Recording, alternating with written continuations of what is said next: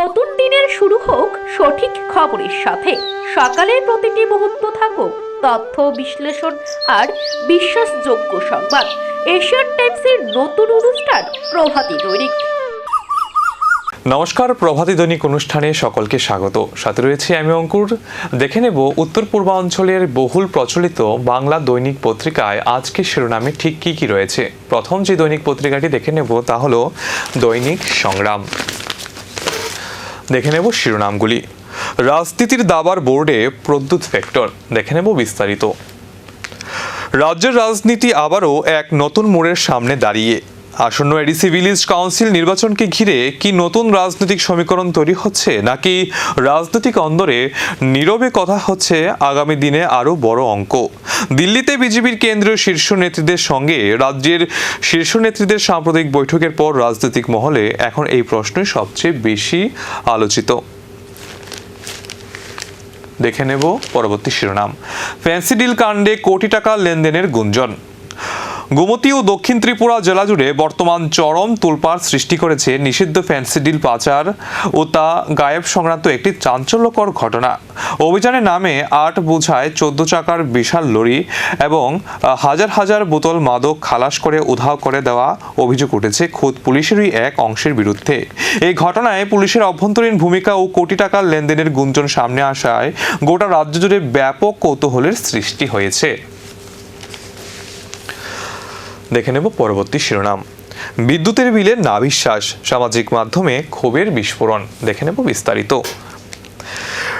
রাজ্যের মানুষের কাছে এখন মাসের শেষ মানেই শুধু সংসারের খরচের হিসাব নয়, বিদ্যুতের বিলের হিসাবও। একসময় বাজার দর নিয়ে যত আলোচনা হতো, এখন তার সঙ্গে যোগ হয়েছে বিদ্যুতের বিল। ফেসবুক, হোয়াটসঅ্যাপ, ইনস্টাগ্রাম এবং বিভিন্ন সামাজিক মাধ্যমে প্রতিদিনই একের পর এক বিদ্যুৎ বিলের ছবি প্রকাশ করছে সাধারণ মানুষ। কেউ লিখছে ব্যবহার একই কিন্তু বিল বাড়ছে, কেউ আবার প্রশ্ন তুলছে বিলে এত ফিক্সড চার্জ কেন। আবার কেউ জানতে চাইছেন আমরা কি শুধু বিদ্যুতের দাম দিচ্ছি নাকি কিছু চার্জও দিচ্ছি, যার ব্যাখ্যা আমাদের কাছে স্পষ্ট নয়। দেখে নেব পরবর্তী শিরোনাম। হর ঘর তিরঙ্গা 9 থেকে 17 আগস্ট রাজ্য জুড়ে বিশেষ কর্মসূচি। দেখে নেব কিছুটা বিস্তারিত। আগামী 9 থেকে 17 আগস্ট পর্যন্ত রাজ্য জুড়ে ব্যাপক আয়োজনের মধ্য দিয়ে পালিত হবে হর ঘর তিরঙ্গা কর্মসূচি। স্বাধীনতার চেতনাকে আরও শক্তিশালী করা, দেশের প্রতি ভালোবাসা ও জাতীয়বোধকে নতুন প্রজন্মের মধ্যে ছড়িয়ে দেওয়া এবং স্বাধীনতা সংগ্রামের ইতিহাসকে সাধারণ মানুষের কাছে আরও গভীরভাবে পৌঁছে দেওয়ার লক্ষ্যই এবারের কর্মসূচির আয়োজন করা হয়েছে।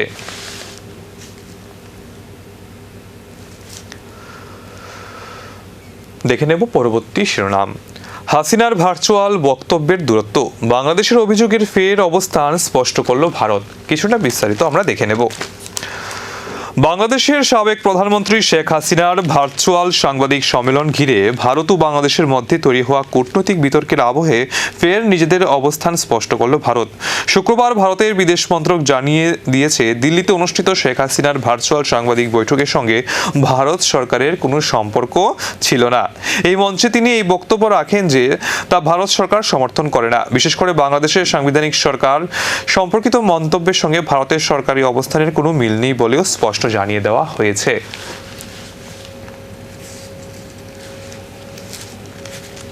এবার দেখে নেব পরবর্তী দৈনিক পত্রিকা। এবার দেখে নেব প্রতিবাদী কলমে কি কি শিরোনাম উঠে এসেছে। বেতনহীন শিক্ষক বিবর্ণ সমগ্র শিক্ষার মুখ্য উদ্দেশ্য। কিছুটা বিস্তারিত আমরা দেখে নেব। ইতিমধ্যেই মাসের 7ম দিন অতিক্রান্ত, অথচ সমগ্র শিক্ষা প্রকল্প কর্মরত শিক্ষক ও কর্মচারীদের এখনও বেতনের দেখা নেই। কবে নাগাদ হতে পারে বেতন, এই প্রশ্নের কোনো সুস্পষ্ট রাজ্যের শিক্ষাকর্তাদের কাছে নেই। নিজের মাসের প্রথম দিনই নিজেদের পাওনা করায় গণ্ডায় বুঝে নিলেও 1/4 বেতনের ওইসব চুক্তিবদ্ধ শিক্ষক কর্মচারীদের সামান্য পাওনাটুকু দিতে এত বিলম্ব কেন? পরবর্তী শিরোনাম। এক পলাতকের বাড়ি থেকে আরেক পলাতক গ্রেপ্তার। দেখে নেব কিছুটা বিস্তারিত। বিশালগড় থানার পুলিশ যেন প্রতিদিন হাসির খোরাকে পরিণত হচ্ছে। খবর প্রকাশিত হলেই চাপ আসে, তাই এত তৎপরতা। কিন্তু শুক্রবার সকালে বিশালগড় থানার ওসি বিজয় দাস তার থানারই এক পলাতক অভিযুক্তর বাড়ি থেকে আরেক পলাতক অভিযুক্তকে গ্রেপ্তার করে আনেন, কিন্তু অপর পলাতক আসামিকে কাছে পেয়েও ধরলেন না। বিশালগড় থানা এলাকায় রাউতখোলার এনডিপিএস মামলায় আসামি স্বামী স্ত্রীকে ধরতে পারছিলেন না ওসি বিজয় দাস।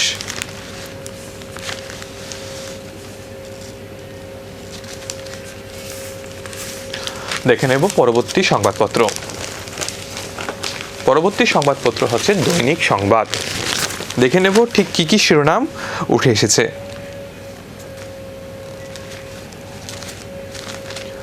কাঠগড়ায় রাজধানীর স্মার্ট পরিকল্পনা। নেহাতি ছোট শহর, রাস্তাঘাট আরও ছোট, এর উপর স্মার্ট উন্নয়ন আর সৌন্দর্যের নামে রাস্তার বুক থেকেই যদি 1.5 থেকে 2 মিটার জায়গা কেড়ে নেওয়া হয়, তবে যানজট হবে না তো কি হবে? প্রশ্নটা আগরতলাবাসীর। পরবর্তী শিরোনাম, ভিলেজ ভোটে একাই লড়বে মথা। উক্তিটি করেছেন প্রদ্যুৎ। এডিসির ভিলেজ কমিটি নির্বাচনকে ঘিরে বিজেপি তিপ্রামথা জোটের জল্পনায় কার্যত জল ঢেলে দিলেন তিপ্রামথার সুপ্রিমো প্রদ্যুৎ কিশোর দেববর্মন। শুক্রবার শিলং থেকে তিনি স্পষ্ট জানিয়ে দেন, বিজেপির সঙ্গে জোট নিয়ে কোনো বৈঠক হয়নি। এমনকি নয়াদিল্লিতে বিজেপির শীর্ষ নেতৃত্বের সঙ্গেও এই বিষয়ে কোনো আলোচনা হয়নি। সম্প্রতি রাজনৈতিক মহলে ভিলেজ কমিটি নির্বাচন, বিজেপি ও তিপ্রামথার মধ্যে আসন্ন সমঝোতা নিয়ে জোর চর্চা শুরু হয়। সেই জল্পনারই জবাব দিয়ে প্রদ্যুতের প্রশ্ন, যেখানে কোনো বৈঠকই হলো না সেখানে আসন ভাগাভাগি হবে কি করে?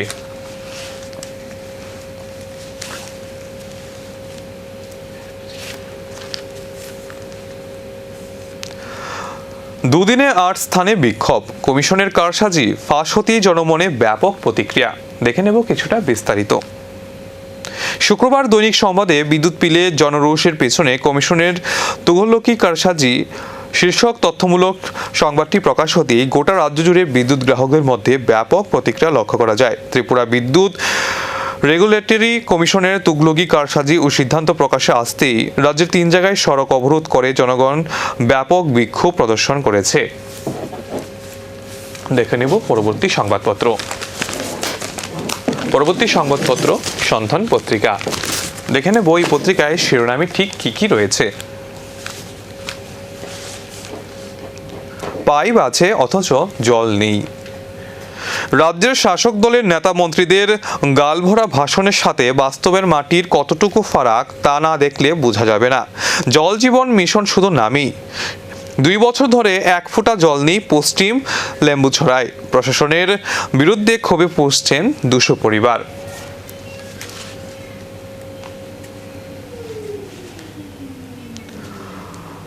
তাঁত দিবসে প্রচারের ঢাক তাঁতি মারছে শুকিয়ে। দেখে নেব কিছুটা বিস্তারিত। সারা দেশের সঙ্গে শুক্রবারে রাজ্যেও নানা কর্মসূচির মধ্য দিয়ে পালিত হয় দ্বাদশ জাতীয় হস্ত দিবস। তাঁত দিবসের আগের রাতে প্রধানমন্ত্রী নরেন্দ্র মোদী তাঁত জাতীয় বস্ত্র সম্ভার পরিধান করার উপর ক্রয় করার পরামর্শ দিয়েছেন। এদিকে শুক্রবার থেকে আগরতলা শুরু হয়েছে তাঁত বস্ত্র মেলা। কিন্তু প্রশ্ন হলো, রাজ্যের তাঁত শিল্পীরা কেমন আছেন? ধুমধাম করে হস্ত তাঁত দিবস পালিত হলেও রাজ্যের তাঁত শিল্পীদের কি সঠিক মূল্যায়ন হচ্ছে? উচ্চশিক্ষা, বাইরে চমচমি এবং ভিতরে ফাফা। দেখে নেব কিছুটা বিস্তারিত। 29টি সরকারি সাধারণ ডিগ্রি কলেজের মধ্যে 15টিতেই নিয়মিত অধ্যক্ষ নেই। নতুন করে যে কলেজগুলো পথ চলতে শুরু করেছে সেই কলেজে আজ পর্যন্ত পরিকাঠামো তৈরি হয়নি। কলেজগুলোতে প্রয়োজনীয় সংখ্যক অধ্যাপক নেই। আজকের মতো অনুষ্ঠান এই পর্যন্তই। পরবর্তী অনুষ্ঠান এবং সরাসরি দৈনিক সংবাদ পত্রিকার এই সরাসরি অনুষ্ঠান দেখার জন্য আগামী অনুষ্ঠানে আপনারা দেখতে চোখ রাখুন। নমস্কার।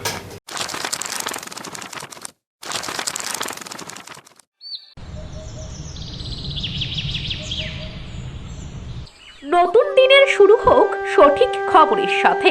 সকালের প্রতিটি মুহূর্ত থাকুক তথ্য বিশ্লেষণ আর বিশ্বাসযোগ্য সংবাদ। এশিয়ান টাইমসের নতুন অনুষ্ঠান প্রভাতী দৈনিক।